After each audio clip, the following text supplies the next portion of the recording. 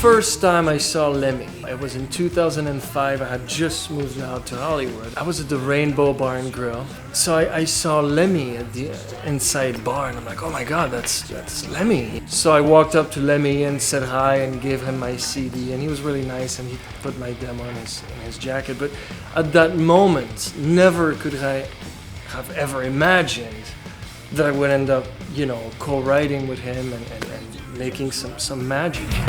We do it day or night, running down the track.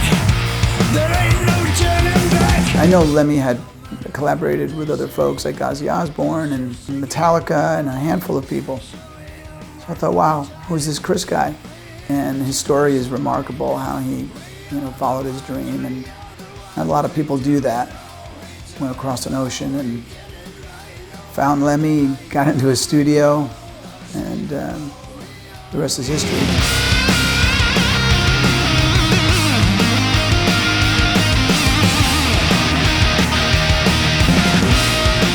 As soon as I heard about it, I needed to know more, obviously. It's not every day something like this just, walks across your plate. So, of course, we were more than interested and couldn't wait to meet Chris. Added benefit of the fact that Chris came out here all the way from Switzerland with a dream, and we can help fulfill that dream. That's also very personally gratifying.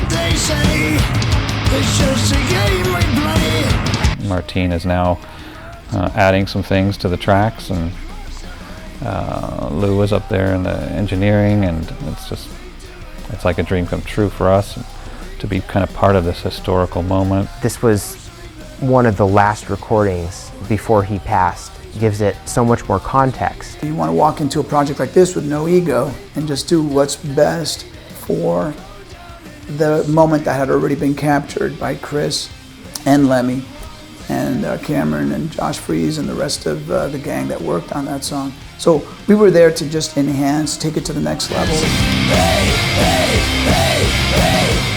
My heart stopped. I was like, oh my God, Lemmy's in the room, and we're actually gonna do music together. That's unbelievable. Working with Lusto and at the 606 at the Food Studio off that knee board and in that space, it made sense. Motorhead and Lemmy, how much Dave Grohl's into Lemmy and the Foo Fighters, and it just feels like it's the right home for the song. Finish it and for the final stage. The night before Lemmy passed away, I was recording in a studio, and I noticed at the end of the night a missed call from Lemmy's girlfriend. That phone call was her calling me to see if I was available that day, because he was ready to dress up and meet me to take pictures. In general, when people follow their dreams and are persistent enough, eventually it'll come around, and I'm glad we can be a part of it for Chris and help bring the song to the world. And we really put Lemmy and the song and Chris first, found a way to bring it together. There it is, that immortalized moment that Lemmy left behind before he left us. We are the ones forever.